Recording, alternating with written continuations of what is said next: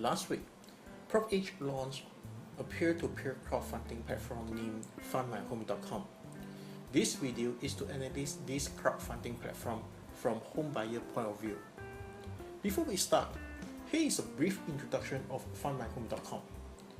Buyer fund 20% of the property price, and the balance 80% funded by the investors. There's no loan involved. Home buyer required to hold the property for 5 years. Thereafter, they can choose either refinance or sell the property. Well, the property home ownership will transfer to home buyer, so definitely the home buyer need to bear all the outgoing costs, include insurance, maintenance, quick land assessment, and property insurance. Yet, they will also responsible on the cost of purchase as well as cost of sales. So, this is the brief features of FundMyHome.com.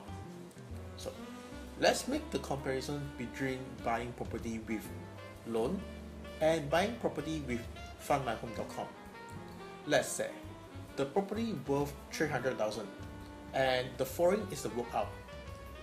From the explanation at FundMyHome.com, the given information is not sufficient.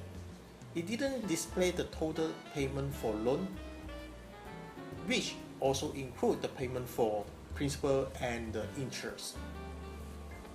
After we conclude everything, we can now start our analysis. First, we begin with the estimation on the property value after 5 years. Refer to the website. The property value will be estimated at about 380,000 with 5% appreciation value after 5 years. And the refinance amount will be around 320,000. Here is the interest part. The website didn't include the time factor into the calculation of refinance. As time flies, the applicants now only can apply 25 years loan instead of 30 years loan due to the age issues. With that, the repayment of 25 years loan tenure with the refinancing amount is approximately 1,700 per month for their repayment. So, the differences of the interest paid between both loan, the 90% loan and also the 80% loan on the refinance amount is approximately about 14,700. And we sum up all the costings, surprisingly, there is not much difference in the total home ownership. So, is this worth to join? Second, we analyze the opportunity cost. Normally, first-time home buyer entitled 90% loan.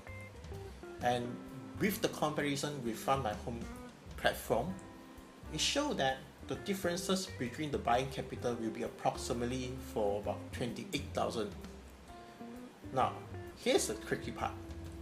Ask yourself, if you spend 28,000 on this FundMyHome.com, you could otherwise invest this amount of money for 5 years with approximately 6% return yield, such as like EPF or share market or REITs or any investment tools.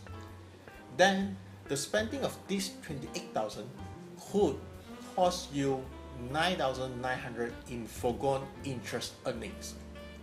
This will bring the real price tag of what you are spending your money on 38,400. So the question you should ask yourself is what I am spending my money on worth 38,400? Answer, back to you.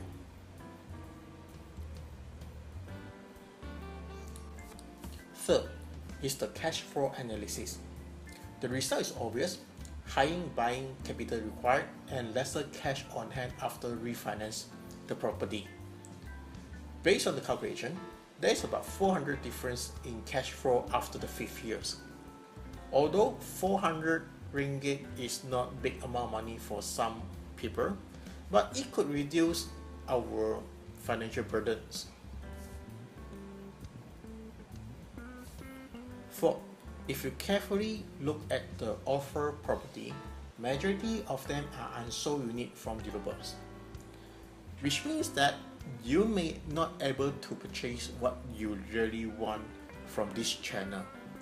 The locations, the sizes, the property types, it may not suit to your property selection criteria.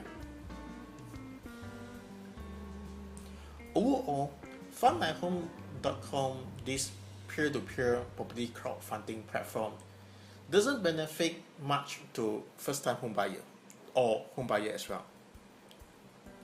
It's more side to the home seller, which are the developers and also the investor.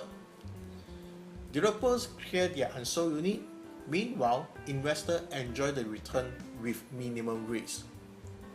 Here is my real estate station. Thanks for watching.